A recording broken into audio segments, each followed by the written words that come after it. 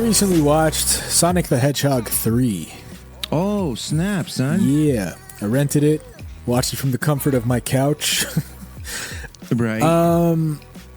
It's definitely my favorite one so far of the trilogy. Whoa, the third one comes in with the win. Yeah, I kind of like it a lot. Just simply because it's more Sonic and like it delivers more Sonic things than the other two. That being said, this one's a lot more cringier, and it's definitely for kids. But that's kind of part of its thing. It's part of its appeal. I love Jim Carrey, but sometimes I felt like there was just too much Jim Carrey, especially because he's playing two roles in this movie, and that kind of took away from what I really wanted to see. But at the same time, he kind of killed it as the role, so I can't even really complain that much. It's just I wish he was in it less, I guess. But it's hard to do if you're like playing two characters. You're gonna be in multiple shots. So yeah. But again, impressed with his acting. The fact that he delivered, because he's constantly talking to himself, right? Because he's playing two characters that are related and they're on the same team, and it's funny that he pulled it off so smoothly. And this is the Robotnik that I wanted to see. Like, this is kind of like he fully evolved into Robotnik in this movie. Like, he looks more like him. He has like a belly. He's bald. He's got the glasses, the mustache. Like, it's perfect. Right.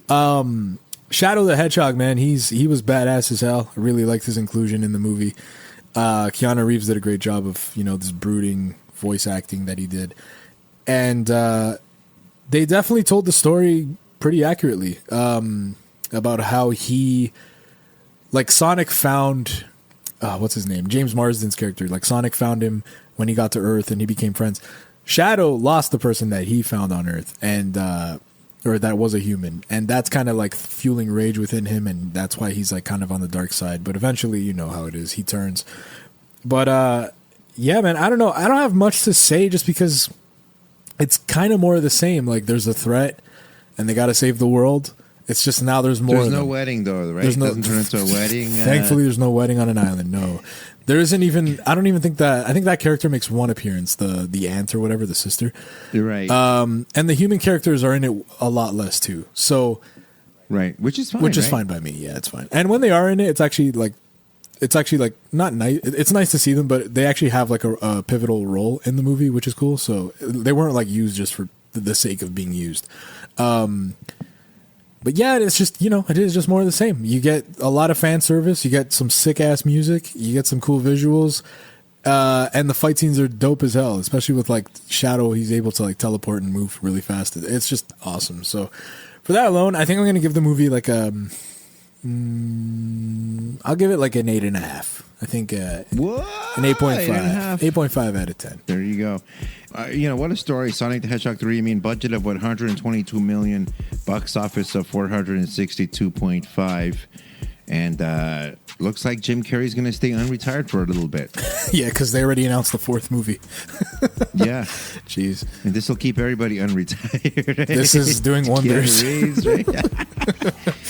It's such a cool story, and to see it succeed like that is amazing. I haven't heard too many franchises where the third one is the best movie, but there you go. I'm hearing it for the first time.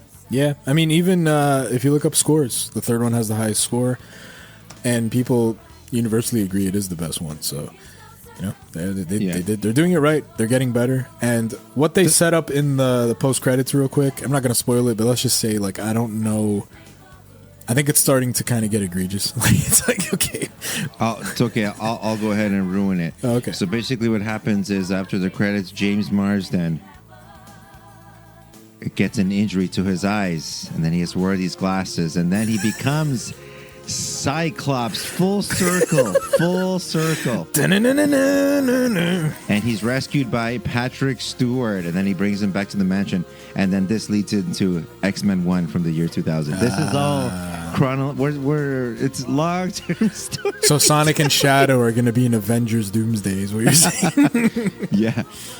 By the way, how many inside jokes were there, and do you think you caught them all, or there's a few you might have you'll catch next time? No, there's definitely some I didn't catch, but there's a lot of nods. Like, it's cool. Like, there's a lot of like I loved Sonic Heroes, and in Sonic Heroes, Tails, Knuckles, and Sonic are a team, and when they fly, like Tails is kind of holding Knuckles, which then Sonic is holding Knuckles' legs, and they're like kind of flying vertically, and they do that in the movie, Right. and it's like, oh shit, I know that's from Sonic Heroes. So shit like that is just cool. And then of course Sonic or Shadow with the motorcycle and the gun, like that was an homage to his game. So yeah, That's cool. Shit like that is cool. And they make Keanu Reeves look like a badass. Oh, total badass, and you never really. You don't dislike him. Like, they make you feel bad for the character, even though he's on the bad side. So it's like Not the bad side. the dark side. So they did a good job with all that. Yeah, it's, I can't, like, the thing is, like, you kind of watch these movies and it all makes sense. They're getting better, but they're always the same kind of thing.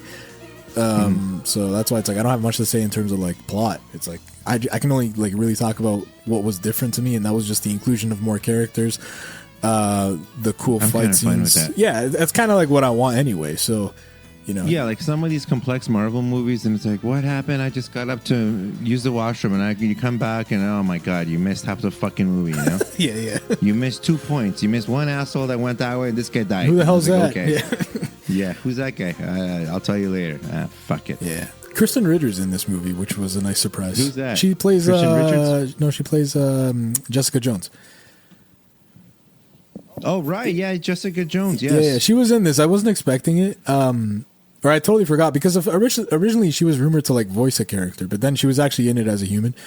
And she kind of works for Gunn, which is the military police force of the movie. So it's pretty cool. She has some comedic scenes in it. If you guys like this video, be sure to check out the rest of the channel and consider subscribing. Go even further and subscribe to Podcast Fresh wherever you listen to your podcasts for new episodes every week.